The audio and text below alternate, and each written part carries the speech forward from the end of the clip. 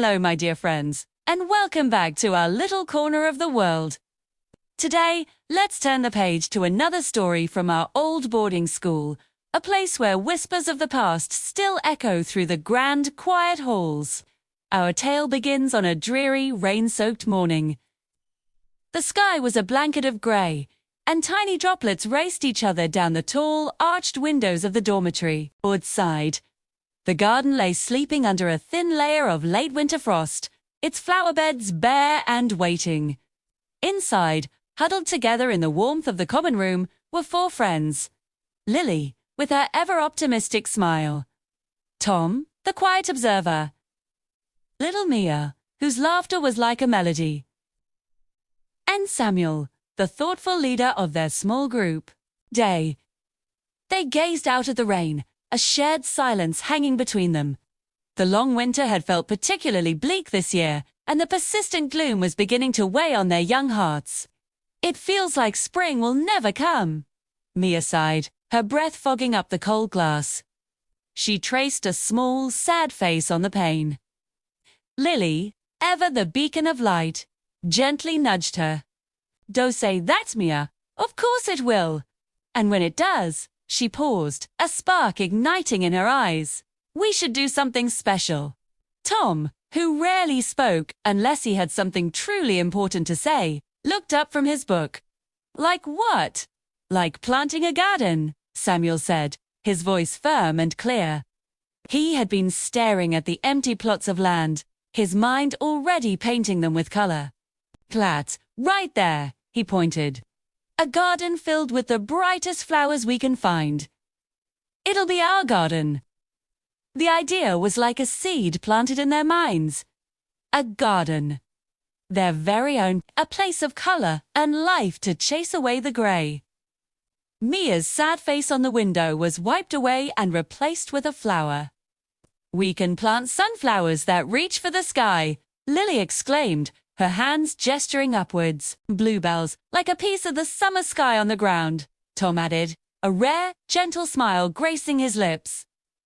And pink roses. Lots and lots of pink roses, Mia chirped, clapping her hands. And so, on that rainy morning, they made a promise. A solemn, heartfelt vow. They promised that when the first signs of spring appeared.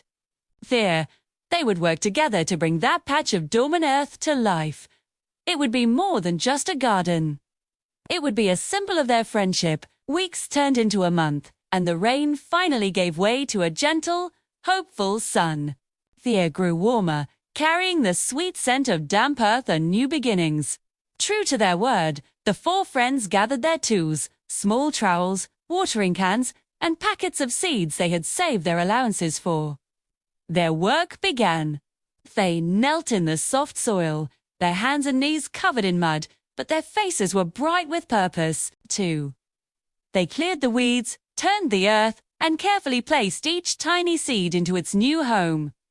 They laughed as Tom nearly tripped over a watering can, and they worked in perfect rhythm, a silent understanding passing between them. The school gardener, a kind old man with a twinkle in his eye, watched them from a distance, a knowing smile on his face. Too, he offered them advice and a few extra bulbs from his own prized collection. Their little garden became their daily ritual. Before classes, they would water the soil. During their breaks, they would check for the first signs of growth. And in the evenings, they would sit by the garden's edge, sharing stories and dreams as the sun set, casting long golden shadows. Then, one glorious morning, it happened.